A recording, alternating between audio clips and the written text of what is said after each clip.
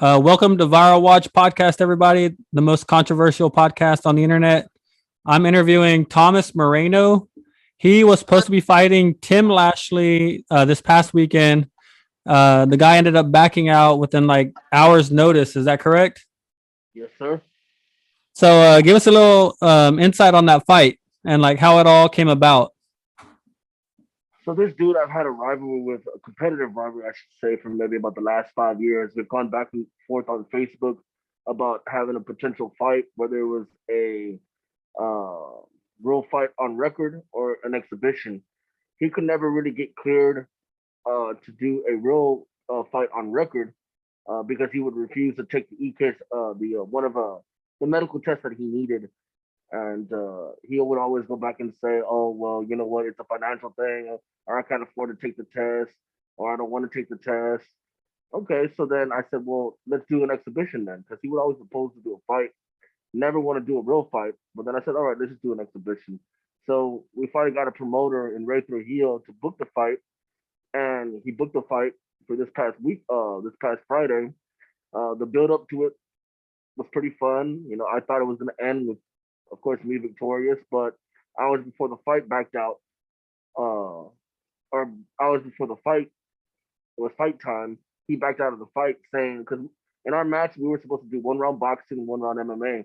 And that was a part of the agreement that we had. And he didn't want to do the boxing round. He said, well, you know what? If we do the boxing round, or if we go through with this, I'm just going to forfeit the fight. So he forfeited on his part. And at this point, I'm thinking, you know what, man? Like, okay, this sucks for my fans because my fans were looking to see me put on a fight against this guy. So, I'm calling all my supporters, telling them, the fight's off. This is what it is. And he ended up showing up to the venue, trying to make it seem like I backed out. But really, what he was just trying to do was damage control. So one of the guys that he was with, or I guess one of his supporters, he got him to book him an exhibition against the guy's son. And I seen the video on his page after he blocked me. They went at it, and it was just a very sloppy fight. It's kind of what I predicted of how his boxing would be. And he didn't Lashley didn't mind fighting. He just didn't want to fight me, especially in his hometown, because he felt like I was gonna embarrass the guy. I had a lot of momentum going into the fight. I'm not the greatest fighter ever, nor am I the greatest boxer, but I'm definitely a better fighter than him. Yeah, so on Facebook, I seen a video. He made a video and he made like a few posts saying that you backed out. I'm just going off what he was said. It says looking for Thomas or Moreno, called you a pussy, and saying pretty much you backed out of the fight. Hey guys, since Thomas Moreno ain't showing up yet, we decided to invade his locker room. We're looking for you. If you don't show up, I'm gonna fight somebody, man. I don't care. Mailman, doctor, nurse, fucking referee. Who cares, man? I'm fighting somebody tonight. Thomas, get here. Sorry guys, I apologize for my language. I'm a little beyond irritated. Y'all have a good night. No, that was basically him just trying to do damage control and suck up to his supporters. Yeah, no, I understand. So basically, who called who out first? Like, was it like just something y'all like? How did the fight come about? Like, No, he called me out. I've always been a controversial figure in the fight game, and especially here in Texas. So, um, he was looking to be that guy that kind of be the one to kind of take me out. I've had tough fights against other fighters and stuff like that, but like he said, he thinks how it's been a luxury that I've been in this game and that somebody actually needs to quote unquote knock my teeth out. And he wanted to kind of be that guy that did that. yep, It wasn't about wins or losses. It was about him trying to, be the one that take me out. And so that's why I kind of took this fight more personal, and I really looked to whoop it on him and stuff like that. But I yep. mean, How many rounds did you expect it to go? well, we were scheduled to go two. It was a 2 round exhibition. Okay. So, um, me personally, I was gonna discombobulate him in the first round, and then in the second round, just basically have fun with him. It was gonna be. I had at the end of all this, I didn't mind having a cold beer after all this was said and done, but him backing out to me just kind of intensified this little rivalry between us and stuff like that. And to my supporters, and me on Facebook, I declared victory and this as a win, not because this is a fight that we fought and I won, but more because as long as this rivalry's been, as long as it's gone, How long? How I long think has? it's How long been is the about rivalry? it's been about 5 years. About 5 years. As Damn. long as all this talk and all this stuff, and for him to back out, that's definitely a forfeit on his end. What started the rivalry? Me being popular, him not, Okay. jealousy, and just I think he looks at me because he's from the country, so he looks at me probably like that that spoiled inner city boy. But And sometimes the people from the country have that country strength. I agree. I think that's the one thing that he does probably have. He works for a jail, so I'll probably give it to him. The man bust probably does have old man strength, but that's if he can catch somebody. I don't think he was gonna outbox me. I don't think he was gonna out wrestle me. I wrestled back in high school. As long as I just avoided submission, I was gonna beat this guy in the MMA round and in the boxing round. So I was not even worried about it. I told him, like I told him at the press conference, he was my easiest opponent that I had ever agreed to fight, and I fought tougher opponents in the past with way more strength. So now that he's backed out of the fight, now that you got the victory on this first fight, do you think there's an like if he called you out again, maybe in the next year, next couple months, does this fight happen? Well, I made a post on Facebook today implying that I would still go forward with this rivalry and be willing to have this fight in a backyard fight where the winner would be determined by either submission or whoever gives up. And I would be even willing to put money on I would be willing to bet on myself. He blocked me on Facebook over the weekend, so I can't see his profile unless I'm on another profile. But he did make a post today in regards with my name in it saying, "Oh, I hear that Thomas Moreno still trying to challenge me. I do not want to. I do not want to go through this again, or I don't want to fight him." He never really truly intended, I think, on fighting me. He just wanted the clout that comes with it, Yep. and so or made it seem like, oh, you know what, like he backed out. But if he truly wants to get this done, if he truly wants to appease the MMA community or the combat sports community here in Houston, then he'll be willing to go forward with this, and it's going to be all up to him. But if he doesn't want to do that, then I will still continue to move on, and it will always be Moreno 1, Lashley 0. Understood. Understood. So speaking of post, I saw you made a post today, and then I saw several people also commenting on that post, like they want a shot at you. So with that being said, is there anyone on your next list? Anytime I make a post in related to like an MMA, boxing, or combat sports post in related to my career, it's basically the Thomas Moreno sweepstakes. A bunch of people Okay. start joining in and wanting to do this and wanting to do that. Ultimately, it's going to be a lot of factors. Money's always one factor. It's not the only factor, but when you get in there to put your life on the line and you put your body on the line, you want to at least get paid good for it. And I should go for any fighter that's fighting in the fight game. One thing that Jake Paul has said is the amount of money that fighters are getting paid right now. It's not fair. I think it should be a lot more. I don't know how much more, but definitely a little bit more. Yeah, And boxers are definitely being paid a lot more than the MMA guys. yes, yes, Uh, yes. with that being said, does that go to show that like so you got your top fighters, they're very good fighters. They don't know anything about social media and they get paid a little bit of money. So do you think it doesn't really matter how much you know how to fight versus how much you know how to promote? Well, no, I agree. There definitely should be a pay scale, and also Okay. based on there's like they say there's level to this. So I understand. I shouldn't be getting paid like John Jones. So that I agree with. But at the same time, I'm not gonna get inside some cage for some measly $300 to $500 when I'm putting my body on the line, especially when the promoters are making more out of ticket sales Yep. than anything. So it's all about getting paid good, having your sponsors lined up, who your opponent's gonna be. That's how I kind of consider who my next opponent will be. And Lashley was never somebody who was very well known, but he did intensify it with all the trash talk. So I said, you know what, I'll entertain this and give him a shot. But it was a little disappointing because I don't hate the guy. I think the guy is off the mat or outside the cage seems like somebody who is a good people person, but he really tried to suck up to the MMA community play this hero savior type stuff. So I kind of intensified my competitive spirit to finish this guy. You and Lashley are in a walking down an alley. Y'all run into each other. A backyard fight. What happens? 10 times out of 10, I win. How do you beat him? Just Anywhere I want. because Anywhere I want to. he seems like a good jujitsu guy. I've looked at a few of his posts on social media. It looks like he trains jujitsu. Does that have an effect on Well, yes, yeah. He definitely does have a little training, and he does train, but it's all about if he can get me.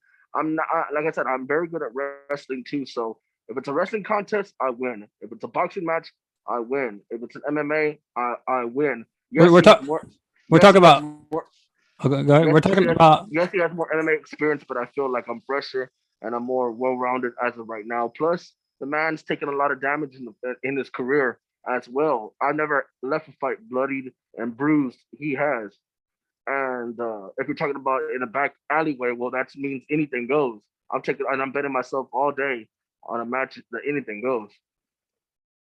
craziest fight. What's the craziest backyard fight you've been in? Well, technically, I can argue that it's my first fight. It was my first fight against this guy. At the time, I was 190 pounds. The guy was about almost 250, and I choked him out within maybe 2 minutes. But he couldn't remember his name after his fight, so I was very concerned for his health. And even though I continued backyard fighting, I fought in a way where I never really wanted to truly hurt somebody like that again. Do you think you would have hurt Lashley had y'all stepped in that ring? I will tell you this: if we were fighting in that ring and I choked him out, and I knew he was choked out, and the referee didn't stop it, I was not gonna do overkill. I would have let him go, especially in front of his hometown. I'm not gonna do the man like that. Sometimes there's bad refereeing jobs that referees do, and like I said, at that point I would have already won the rivalry. So there's no point in trying to step on his head or step on his toes or anything like that. I don't believe in kicking a man while he's down. No, I just understand. Yeah, because I watched a UFC fight on Facebook just probably like 2 days ago. I don't know if you've seen it, but the girl's like on top of her back, choking her out. She falls to the ground, still choking her. The referee does nothing about it until like maybe like 30 seconds, but she's already gone. Like she's already out by then. Yeah, So I haven't seen the highlights of that. I was wrapped up in a lot of comments and calls and messages and voicemails, and got a lot of interesting stuff over the weekend. So you do backyard fights. Is this like is like a free show? Is it like a paid event? Because I've seen some I think it's called Backyard Fights or something like that on YouTube, and I'm not sure like how those are ran. Is it just like 100% free? Like you show up, you get to see these fights, or like is it something like where like? Well, when this all started in 2000, and I would say 2012, after I graduated from high school, me and my friend Clarence Brown, who's a fighter known in the Houston MMA community now, we had this idea to start, hosting backyard fights because he had a dream that he wanted to eventually get inside the cage, but he knew that he had to kind of get noticed, and so we started this whole backyard fighting thing. And every weekend at parks or at houses or in my backyard, I would host fights and we would fight ourselves, and that's basically how it went. And it went down for about a good 4 years. In between there, he actually started cage fighting actually 1 year after he started backyard fighting. So within a year, he had his first amateur fight, and from that point on, we kind of stopped the backyard fighting. We don't do that no more, especially like now that we're pros and we have a pro license. We can't just and we're more in the public eye. We can't just fight at any moment. No, I agree. So the mask, like I know that goes with the name, but like give me some details on it. Like how did that come about? The mask? Yes. A lot of people say it looks like Sub-Zero, which I kind of does. No, it does. Scorpion, the whole get over here. How did it come about? Well, this mask right here was made during the pandemic. It was this is the Chase Money the brand mask that I'm wearing, and this is also a Chase Money the brand shirt. My friend from New York uh brought his company down here a couple of years ago, and now basically, I was always into autographing and collecting autographs and meeting different people until he asked me and said, you know what, let's get together. With me working with the company and for promotions and stuff like that, and then me collecting autographs, it seemed like a match perfectly for each other. So the brand hired me, I came on, and we basically it's our job to promote for the company and sell merchandise. And so this mask that I'm wearing was a mask made during the pandemic, and pretty cool. Where can people find them? www.chasemoneythebrand.com. You can also go on our Instagram page. We have an Instagram page. You can check out our merchandise, as well as if you want to get more details, you can always DM me or DM my friend Elok Shadyville. That's his name on Facebook. And if you want any merchandise, just hit us up. Awesome. So y'all know where to go find that out. I want to jump into where I first heard about you from, which was during it was close to the pandemic. I honestly I probably had you on Facebook. Didn't really see much of your post until the Black Lives Matter events. That's where I really became more familiar about like who you were and things like that, because like you were always there. You were in the heart of like everything that was going on down in Houston. How was the experience down there? Uh, it was a lot to take in. A lot of what really went down. It intensified already with the whole George Floyd situation, and what we witnessed was a public execution, and we also witnessed was um people, especially on social media, trying to turn other people against us. But I think it was an important time, no matter what race you are and no matter what political affiliation you're with, to kind of look at it and see it for what it is and say, you know what, like we must stand behind what's truly right. And I attended many events. Sometimes it got kind of crazy, but I wanted to get a real feel of what people's concerns were. Yeah, at one point I remember watching one of your videos and there was like 4 or 5 snipers on top of like a tall building. Yes, yes, yes. That was on top of City Hall. Anytime there's an event usually that involves the mayor or any political figures, there's always usually snipers there, and just in case. And it was really tense down there during those times. Fights broke out, things were being thrown, people were getting on top of cars and tractors, people were spraying each other, people were running, people ran on the freeway near Allen Parkway. Um, Really, I advise that if you ever go to one of those events with that amount of people, even if you're not scared, always have some people with you just in case, because it can get real nasty and people like to gang up.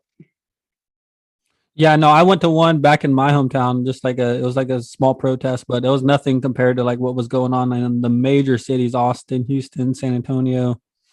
So never was like I afraid of like any like for my life, but just by watching like your videos and stuff like that, it looked pretty intense. Like, and there's like tens of thousands of people there. Well, it was really intense. It was really intense down here because George Floyd had a Houston connection. Yep. So, Minnesota and Houston, it was probably the craziest. Did you expect that stuff to stop so soon? Because I mean, I for a minute I thought like we were about to see big changes in the world, and like because when you get one person, like one person can only do so much, but when you get a group of people, like you can take over a whole government. I think that And I to tell you the truth, I expect these type of rallies and these type of events to happen because you're always going to have unfortunate events that happen, and, yep. and that will always happen until the end of time. So you know you can't have world peace, but hopefully over time the world gets a little bit more peaceful. So we'll see what happens. Yeah, I agree. I agree. I got a weird question. Have you ever joined anyone's OnlyFans? Have I ever like subscribed to them? Subscribe to them? Interesting question. I would probably say the reason why I have to think about it is because sometimes they offer some people as a part of promotion offer their OnlyFans free for a month. Yep. So, but I've never signed up my actual credit card on actually trying to get somebody's promotion, especially because if you want to watch porn, there's plenty of free websites that offer that. So why do you think When why you're a ladies man like myself, that just comes natural. exactly? So why do you think people pay for it? Like, because I mean, you do have the free version. Like, you could go to Well, Pornhub. You can I go think to I think the reason why some people pay for it is because there's certain people that are not on those websites that offer a more in-depth look on their own bodies, or it might be somebody who's not a porn star who like is a waitress or at a club and they want to see them naked and they know that they can't see them naked on Pornhub, so that the only way to do this is by their OnlyFans yep. with them. And I'm not knocking their hustle either. I mean, Yeah, no, for sure. a lot of people make good money off that. I agree. I actually heard recently Floyd Mayweather created an OnlyFans account. All the celebrities are creating an OnlyFans account. Which, that being said, like if you did a backyard brawl, like you could post a video to an OnlyFans and charge like $1, $2, $10, $20 for people to see the fight. Oh yes. You build the hype. You build the hype around it. Like you can make something serious happen. So are you proposing that me and Tim Lashley should be an OnlyFans exclusive? OnlyFans exclusive. I don't think he'll take you up for the offer though. Your next post should literally be like creating an OnlyFans. Right. Join to see the fight next week. Right. But yeah, no, really. Like I feel like only like you don't have to post nudes or anything on. Like it doesn't have to specifically be nudes. It's just any kind of content that people will pay for. I agree. Yes. There's some people that have OnlyFans that don't post nudes, just content. Yeah, and they still get paid a lot of money. Yeah. Actually, half the girls that I meet on like they have OnlyFans don't post nudes, and they make at least like $3,000 a month. And that's pretty good because if you can post pictures with the girls, if they can post pictures without actually having to expose their body, even more props to them. No, yeah, like, but I know the ones that are posting nudes are going to get paid more money. With that being said, I'm actually creating an OnlyFans, and it's going to be featuring a bunch of girls here in Texas. So it's more of like a collaboration, and just kind of wanted to shout that out. So if you're ever see the link, go check it out. I think I'm most likely going to make it free for people to join like in the beginning, but then after that, like I'll probably charge like $1 to $10 per subscriber. Smart business. Yep. Would you take an ex back? Would I take a what? One of your exes back. Interesting question. She messages you. She messages you, hey, I miss you. Sorry about everything. Like I want to hang out. Like, but you know, the hangout leads to more. Like, would you ever give an ex an opportunity to come back into your life? Yeah, probably so. I mean, you know, I wasn't perfect as a person. I've never been a perfect person, and you know, people are not perfect in general. So if that person I know is not psycho now, and you know, might have made some minor mistakes, or me myself, then yeah, I definitely would entertain that. Okay. Worst things you've ever done. It could be in school. It could be anything. One of the worst things that I've ever done. That's actually a very good question.